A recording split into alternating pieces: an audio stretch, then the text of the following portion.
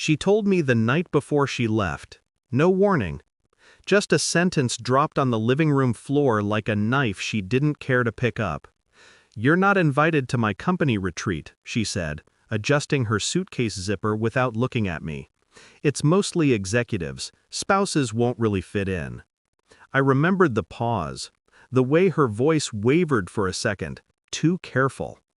I stared at her passport sitting beside a tie, a man's tie, not mine. When she noticed my eyes lingering, she slid it casually into the side pocket, like hiding a cigarette stub she swore wasn't hers. I didn't speak. Words felt premature. Later, after midnight, I heard soft laughter from the bathroom while she texted someone.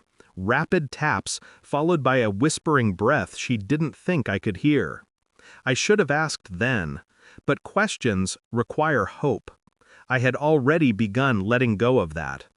In the morning, she kissed my cheek mechanically and rolled her luggage out the door. Her perfume lingered. Sweet. Foreign. 3 hours later, I received the hotel confirmation email, because the corporate booking system still routed it through my name. A message embedded inside read, "Welcome new majority shareholder's wife." Underneath, my own name as sender. My stomach didn't drop. No panic. Only silence. A silence that meant something ancient had died long before I noticed. I closed the laptop. I sat still for a long time, thinking. She wasn't merely taking a trip. She was being escorted somewhere I already owned. On day one, I didn't call, didn't text. Instead, I accessed the travel itinerary through her cloud backup, something she forgot I set up years ago. Hotel suite, shared reservation, her boss's initials listed beside hers. I remembered him, always offering long handshakes, too friendly, too curious about our marriage, his questions disguised as jokes. I replayed moments, small ones, each now sharpened into a blade I couldn't ignore. Her late nights, sudden meetings, the perfume she claimed was a corporate gift and refused to wear around me. Still, suspicion wasn't proof. Not yet. So, I waited. Quietly. The next morning, I contacted an investigator I once used when a partner embezzled funds. I didn't explain. He didn't ask. We understood each other. I told him what hotel to check, which room, which cameras, which security contacts would answer if my name came up. Money wasn't a problem. I made sure of that long before anyone thought to betray me again. Night 3, he sent me a message, "You'll want to see this." I didn't open it. Not yet. I wanted to feel the moment stretching itself tight, like something preparing to snap. When I finally watched the footage, I didn't blink. Her hand slipping into his arm around her waist. Elevator doors closing on an intimacy rehearsed enough to be routine. They smiled as if the world belonged to them. My name, my company, my investment, framing the entrance behind them. I felt nothing. Or maybe I felt everything so quietly it resembled calm. I forwarded the footage to my attorney, then requested ownership documents from the board. Her boss wasn't just sleeping with my wife. He'd been negotiating a minority buy-in using insider information she must have fed him. Interesting. Almost admirable. When she returned home 5 days later, she wore a different perfume. More daring, more certain of herself. Retreat was exhausting, she muttered, dropping her bags. She didn't notice the printed documents sitting on the dining table. Company transfer agreements, camera stills, timestamps.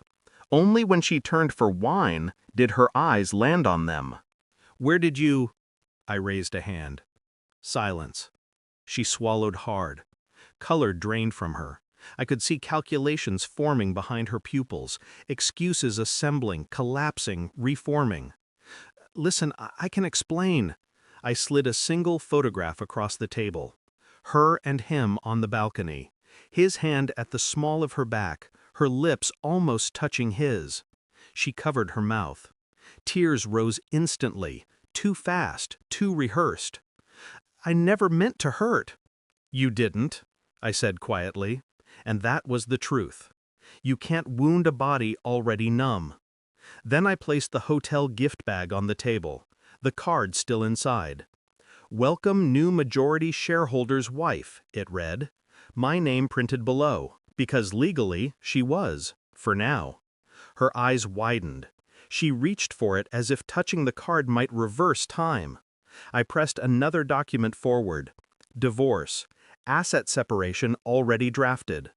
Her voice cracked, thin and small. "You're leaving me?" "No," I said. "You already left."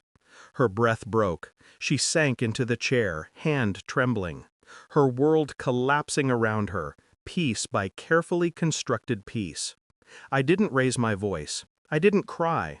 I simply watched the truth settle like cold ash across her expression. Truth is cruel, yes, but only to those who trade in lies. I left the house that night, not dramatically, just walked out with what mattered: my phone, my keys, my clarity.